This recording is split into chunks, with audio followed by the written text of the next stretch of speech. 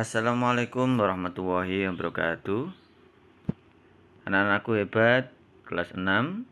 Bagaimana kabar kalian hari ini? Semoga selalu dalam keadaan sehat. Amin ya rabbal alamin. Anak, hari ini kita akan melanjutkan pembelajaran ilmu pengetahuan alam dengan materi perkembangbiakan tumbuhan secara vegetatif. Perkembangbiakan tumbuhan secara vegetatif adalah perkembangbiakan yang terjadi tanpa adanya peleburan antara sel kelamin jantan dan sel kelamin betina. Tujuannya adalah untuk menghasilkan tumbuhan baru atau tumbuhan dengan sifat baru. Jadi, perkembangbiakan ini tanpa adanya peleburan antara sel kelamin jantan dan sel kelamin betina. Disebut juga perkembangbiakan aseksual atau tak kawin.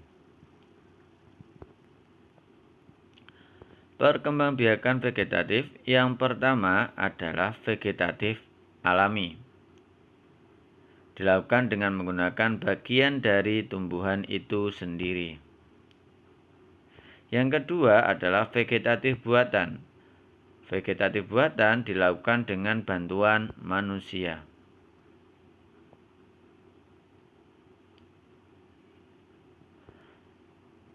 Perkembangbiakan vegetatif alami yang pertama yaitu dengan tunas adventif. Yang kedua dengan tunas. Yang ketiga dengan spora. Yang keempat dengan umbi lapis. Nomor 5 umbi batang. Nomor 6 umbi akar. Nomor 7 rizoma. Dan ke-8 geragih atau stolon. Yang pertama dengan menggunakan tunas adalah bagian tumbuhan baru yang tumbuh dari tumbuhan induknya. Seperti ini gambar apa anak-anak? Yap, bambu ya. Bambu itu perkembangbiakannya menggunakan tunas tanpa adanya peleburan antara sel jantan dan betina. Yang kedua, apa ini? Ya, pohon pisang ya. Pohon pisang perkembangbiakannya secara vegetatif dengan menggunakan tunas. Selanjutnya, yang kedua adalah tunas adventif ya. Apa ini anak-anak? Yaitu tumbuhan cocor bebek ya. Bagian tumbuhan baru yang tumbuh dari sela-sela daun. Jadi jika kamu nanam tumbuhan ini cukup dengan daunnya saja, taruh di tanah liat yang airnya tercukupi, maka akan tumbuh daun baru atau tunas baru. Tunas adventif ya namanya. Selanjutnya yang nomor 3 adalah spora. Spora adalah bakal tunas yang tumbuh pada tumbuhan paku-pakuan dan lumut ya, seperti ini ya.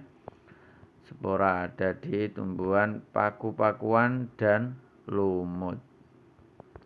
Kemudian yang keempat adalah dengan umbi lapis, yaitu tunas yang tumbuh di sela-sela lapisan umbi. Ini kalian bisa lihat adalah di bawang merah. Ya, bawang merah itu adalah tunasnya berlapis-lapis. Jadi perkembangbiakannya menggunakan umbi lapis. Kemudian yang kelima adalah umbi batang, yaitu batang yang beralih fungsi menyimpan cadangan makanan, kemudian tunas dapat tumbuh. Seperti apa ini?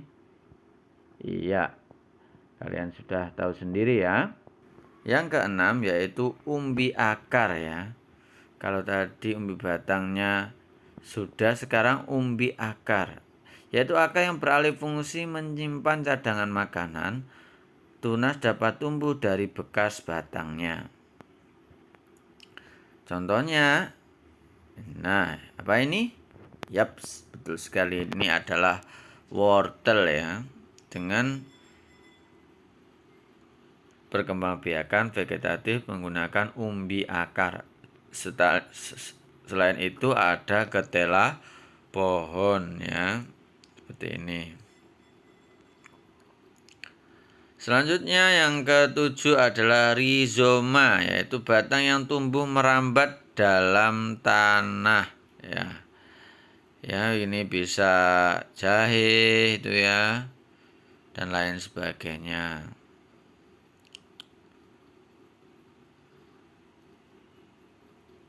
Selanjutnya yang ke-8 adalah geragih atau stolon. Stolon adalah batang yang tumbuh merambat di atas tanah ya. Seperti ini ya gambarnya stolon ya. Batang yang merambat di atas tanah ya. Ini contohnya ada buah stroberi. Selanjutnya adalah vegetatif buatan. Vegetatif buatan ada mencangkok, yang kedua stek, yang ketiga okulasi, yang keempat adalah merunduk, dan sambung atau enten. Cangkok ya.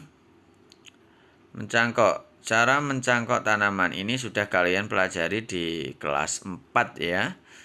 Itu konsepnya akar tumbuh dari batang yang dicangkok, mendapatkan keturunan dengan cara yang cepat dan sifat sama dengan induk. Kelemahannya akar kurang kuat, biasa digunakan untuk tanaman buah. Ya, ini adalah konsep dari mencangkok. Jadi untuk mencangkok ini memang untuk tumbuhan akan langsung besar ya, namun kelemahannya adalah akar kurang kuat ya.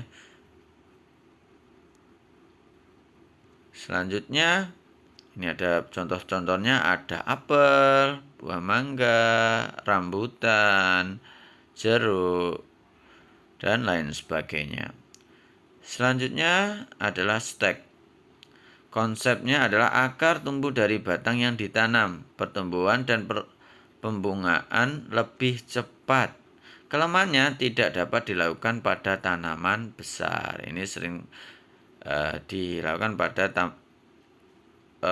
tanaman yang kecil-kecil ya, seperti tebu ya, bunga-bungaan, bunga mawar, ketela, pohon, dan lain sebagainya.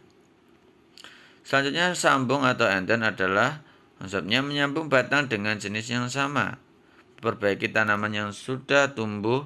Kelemahannya adalah hasil bisa tidak sesuai harapan. Biasa digunakan untuk segala jenis tanaman, bunga, buah, maupun hias. Ini adalah sambung enten. Ini juga bisa digunakan untuk buah rambutan, mangga, dan lain sebagainya. Okulasi ini adalah menempel tunas suatu tanaman pada batang tanaman lain. Tujuannya adalah memperoleh tanaman yang memiliki sifat unggul. Ini menempel ya. Jadi kita harus mencari mata tunasnya dulu, kemudian kita tempelkan pada batang pohon yang sudah disayat kulitnya. Kemudian mata tunas ditempelkan dan diikat dengan tali rafia sampai tunas tumbuh. Ingat, ini dilakukan ketika selesai memotong harus langsung ditempel, karena dadahnya itu ya, itu harus menempel. Kalau kayak itu tidak hidup. Ini contohnya ya, ada nangka, rambutan, mangga, itu sering. Selanjutnya ada merunduk ya. Merunduk adalah bagian batang tumbuhan di dalam tanah. Oke, terima kasih anak-anak. Semangat terus belajarnya. Jaga diri, jaga keluarga, jaga saudara terdekat. Ingat selalu protokol kesehatan yang ketat. Terima kasih. Saya mengakhiri. Wassalamualaikum warahmatullahi wabarakatuh.